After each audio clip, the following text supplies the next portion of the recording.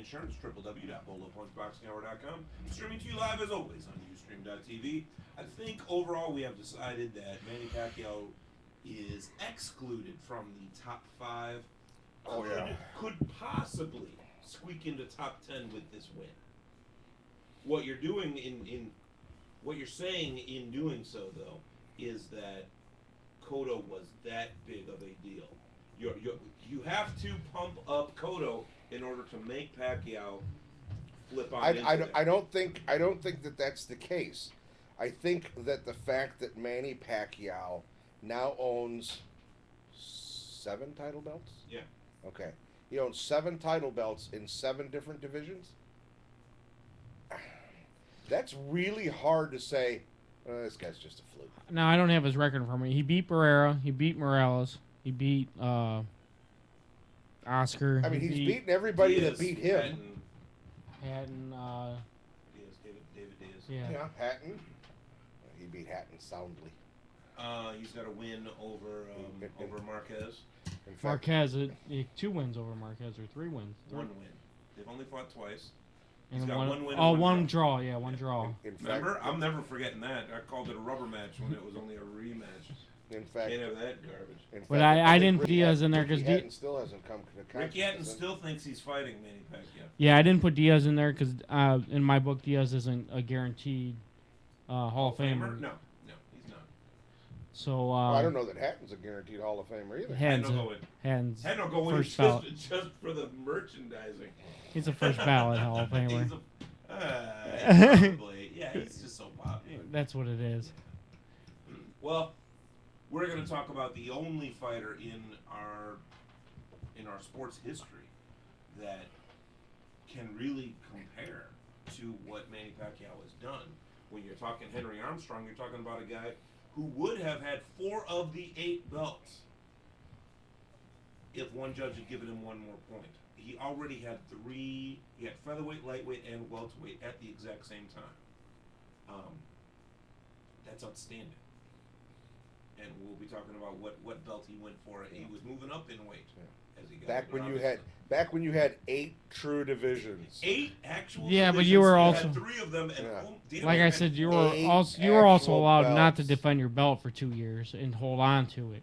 I don't know about 2 years, but they fought every other week. Yeah. They fought all the Yeah, time. I we're don't know about no 2 years. What was his record? You could get what was his record? He was born in 1912. He wasn't fighting in 1912. All right. What was embryos out there. What was his record? How many total fights did he have? 181 fights. Really? 181 is all? What a slough! Freaking slouch. Jesus all right, here Christ. we go. Tonight's Golden Leaf Fighter you should know. International Boxing Hall of Famer and all-time great. And I mean that when I say all-time great. Henry Armstrong. Nearly every fighter in the IBHOF was a world champion. Several are multi-division champions. But the man known as Henry Armstrong, whose real name was Henry Jackson, is still the only fighter to ever hold world championships in 3 divisions, featherweight, lightweight, and welterweight, simultaneously. That accomplishment in and of itself would merit enshrinement, but anyone who saw Hurricane Hank fight would agree that he was one of the all-time greats of the ring.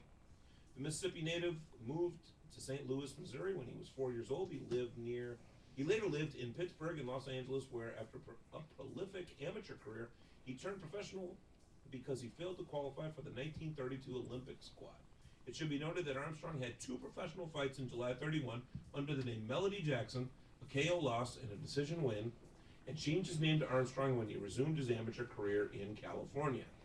So you could go pro, not do so well, go back to amateurs, change your name, fight again. Well, you could do it now if you wanted. Well, he changed his name to become pro, and then changed it back to what it originally was to go back amateur. Well, his name never was Henry Armstrong.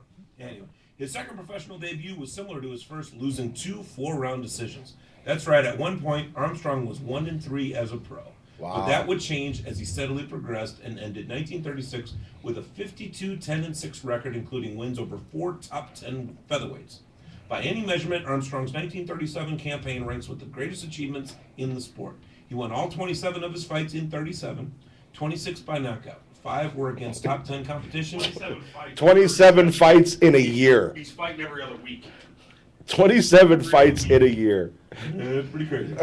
And he took the world featherweight title from Petey Cerrone November 19th via 6-round stoppage. Well, you got to look at the years that he's fighting here. Armstrong, with his nonstop whirlwind style, continued his impressive streak through 1938, going 14-0 with 10 knockouts.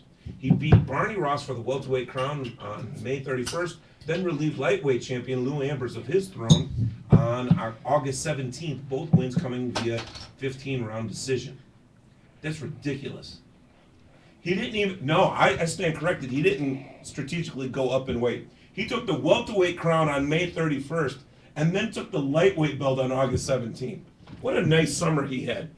Yeah, he was up at 147 pounds and then dropped to 100. Well, the point I was going to make, you got to remember he's coming out of the Great Depression here when he's winning all these titles. That's true hunger.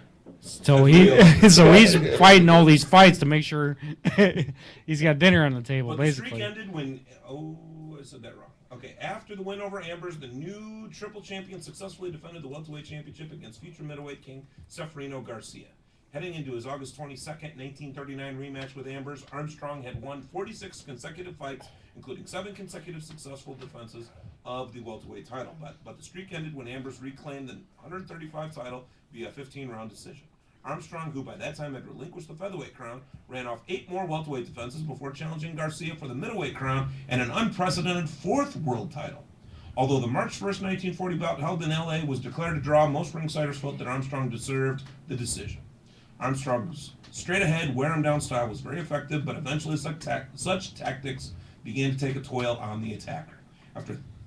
After 3 more welterweight defenses and a non-title win over lightweight champion Lou Jenkins, he was dethroned by Fritzy Zivic, losing a 15-round decision October 4th, 1940. Zivic also prevailed in a January 17th rematch, stopping Armstrong in the 12th round. Armstrong would finally get his win over Zivic, a 10-round decision in San Francisco, but it came October 26, 1942, 15 months after he had lost the title to Freddie Cochran. Armstrong was no longer a championship fighter, but he still held his own against top 10 contenders. From 43 until his retirement 2 years later, he had 35 bouts with an 11-5-1 record against top 10 competition. After overcoming alcoholism, Armstrong enjoyed his retirement years, becoming an ordained Baptist minister. Born December 12, 1912, died October 24th, 1988. 181 total fights, 151 wins, 21 losses, 9 draws, 101 wins by knockout. Wow. Inducted into the International Boxing Hall of Fame of Canastota, New York in their inaugural year of 1990. Tonight's Golden Leaf fighter you should know, top 5 all-time fighter, Henry Armstrong. Good show tonight. We had plenty to talk about. Cotto, very, very, very good fighter. Made to look not so great, though. Can we call him great? I don't want to take anything away from Pacquiao and what he accomplished this week. Let's go ahead and head on out. For everyone here at Bolo Punch, for Nestor Garza Romero, Emil Sotopavinsky, Kekabine, Timmy the producer Patterson, I am your host Chris Guzman, wishing you peace and punches. This has been your Bolo Punch Boxing Hour, brought to you by George Rogie Insurance. www.bolopunchboxinghour.com, streaming to you live as always on Ustream.tv. Save us a ringside seat.